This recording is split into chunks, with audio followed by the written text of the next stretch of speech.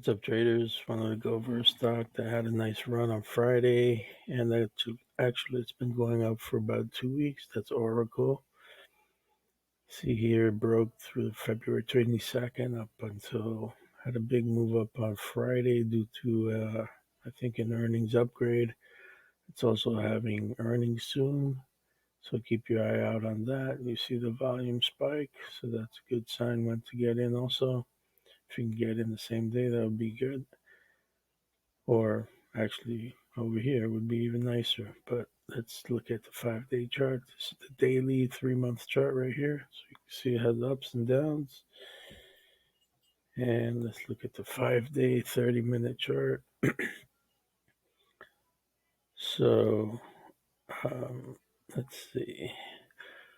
So Friday had a earnings upgrade, and it looks like it gapped up a little bit from there. Not much back gap from 66 rallies to the bottom of this 67.30 up until a high of close to 72. Let's say 71. So we'll do the calculator. So let's say 71 over 67.50, let's say. That's about a 5% move.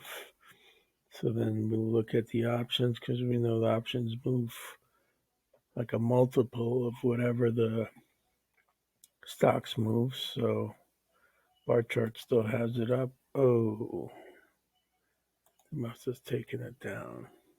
I was just looking at it. All right, so let's look at my other chart here. This is the options from Friday's move. Actually, I was looking at the 68 calls. 68 calls actually moved right here. These are the 68 calls. 53.25. See, the change was 213. The close was 217. That means the day before you could have bought them for $4 and then sold them near the close at 213 for 53.25% gain, or 53 times your money. So $100 would have turned it into 5,325. So there you go. Where is the screen? So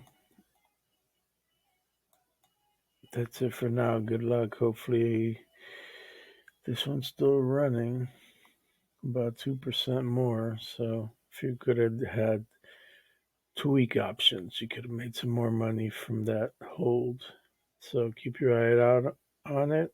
Put your moving averages, your full volume detectors, and see how it turns out. Good luck. Let me know if you traded it. Thanks.